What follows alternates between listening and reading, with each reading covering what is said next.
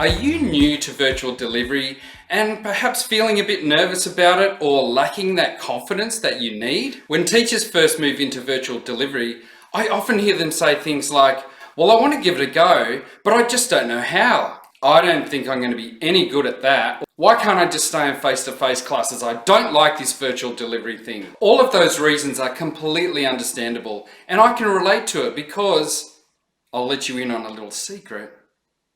I'm a technophobe. I don't mind change, but technological change throws me. And when I found out that virtual delivery was something I had to embrace, this is how I reacted. I mean, when I grew up, I thought the word Zoom meant this. But when I realized that I couldn't avoid virtual delivery anymore, despite my best efforts, I decided I just had to get in and have a go. So today I'm going to give you 5 tips that are going to help you build your confidence and get you started.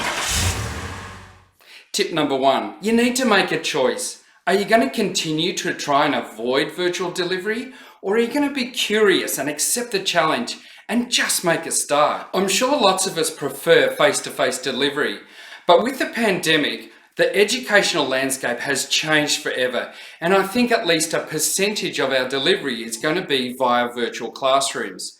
So what are you going to do? I want to encourage you to just take that leap of faith.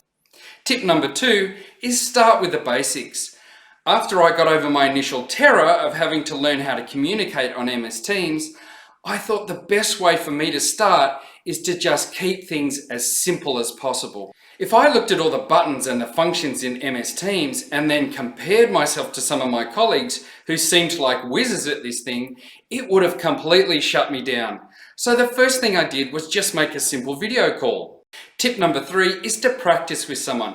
What I used to do is create a meeting, invite some of my colleagues, and then pretend to deliver something to them.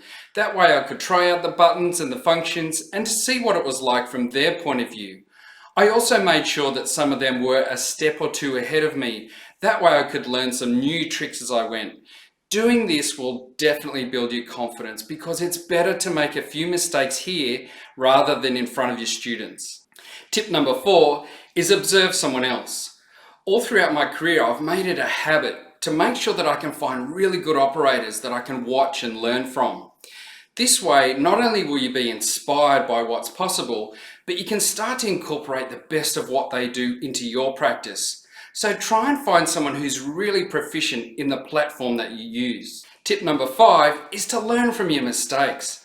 I'm new to this content creation and video editing and putting it up on YouTube. And wow, if you could look back at some of my draft concept videos, embarrassing. I'm kind of glad I made those mistakes because public humiliation is not fun and it forced me to quickly improve and get better at what I was doing. Things will go wrong. I promise you that.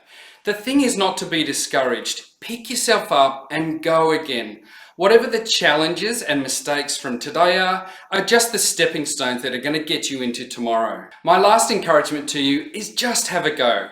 Take one day at a time and you'll be surprised where you are even in a month's time, and have fun as you learn.